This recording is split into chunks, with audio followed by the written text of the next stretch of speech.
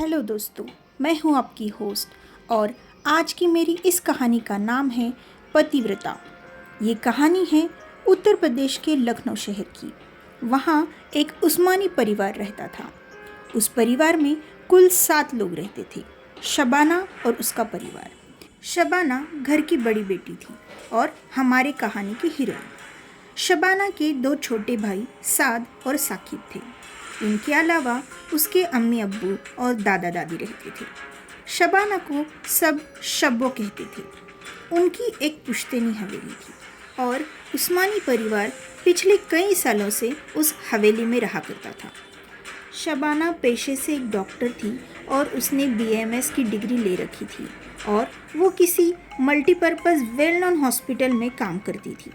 उसके दोनों भाई साद और साकिब ट्विंस थे और उन्होंने अभी अभी अपनी 10th एग्ज़ाम दे दी थी। उस्मानी परिवार को किसी चीज़ की कोई कमी नहीं थी। उनका परिवार भरा पूरा था। बस एक बात थी उस परिवार में। उनके घर की बेटी शबाना के रिश्ते की बात चल रही थी।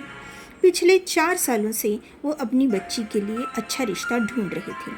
शबाना दिखने में भी अच्छी थी, अच्छा खासा कमा भी लेती थी और घर भी अच्छे से संभालती थी।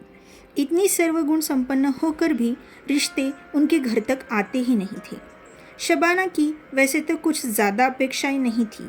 बस वो चाहती थी कि उसे एक ऐसा वर मिले जो समझदार हो और उसे इज्जत दे।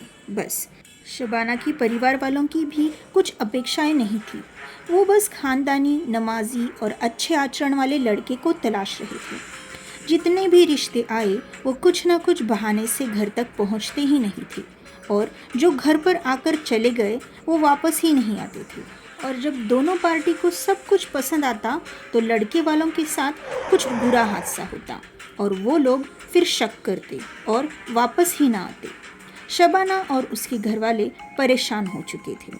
वो कई बाबाओं के पास गए, बहुत सारे तावीज़ भी लाकर शबाना को दे देते थे, पर शबाना इन सब बातों पर विश्वास नहीं करती थी।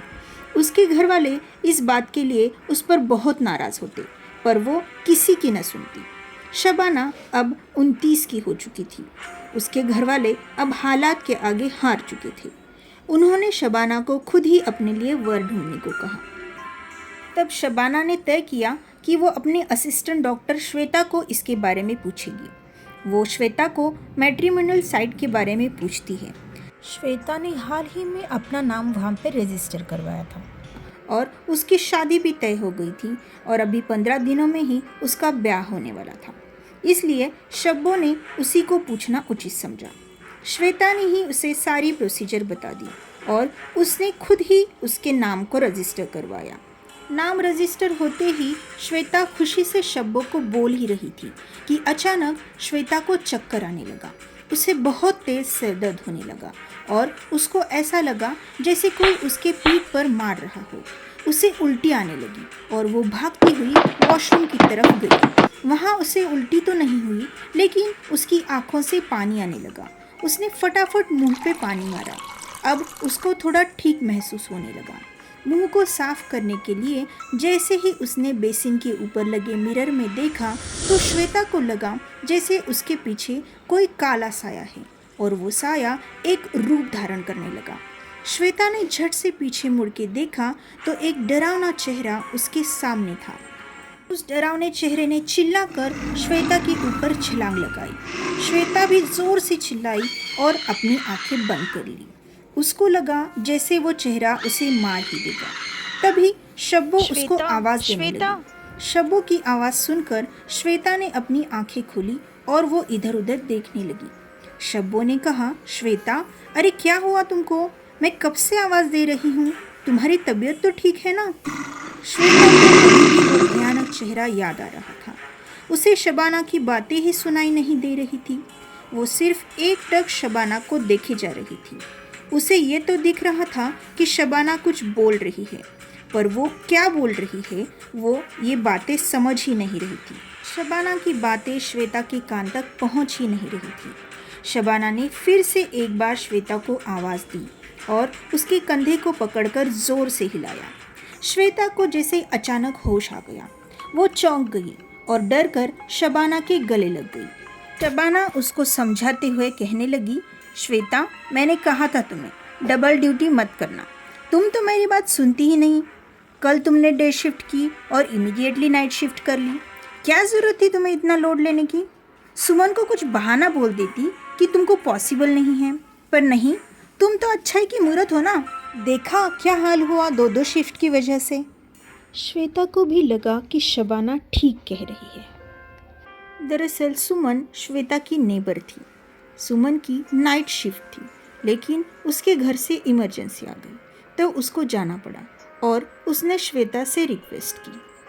श्वेता को पता था कि सुमन के घर पे उसका 4 साल का बेटा है जो अभी बीमार है, इसलिए वो भी रेडी हो गई। लेकिन उसको क्या पता था कि उसकी अच्छाई उस पर भारी पड़ेगी। श्वेता ने शबाना से कहा, हाँ यार शब्बू, तू ठीक कह रही है, मुझे बहुत तेज़ एसिडिटी हुई है और 2-2 शिफ्ट की वजह से मेरा सर भी फटा जा रहा है। शबाना ने कहा, चल क्रोसिन ले और घर पे जाके आराम कर, मैं सब संभाल लूँगी। अब थोड़ा अपनी तरफ ध्यान दे, कुछ दिनों में तेरी शादी हो जाएगी, इसलिए तुझे अपने लिए टाइम निकालना होगा। और मुझे पता है सुमन की मजबूरी है, पर वो मैं संभाल लूँगी। तू अपनी शादी पे फोकस कर।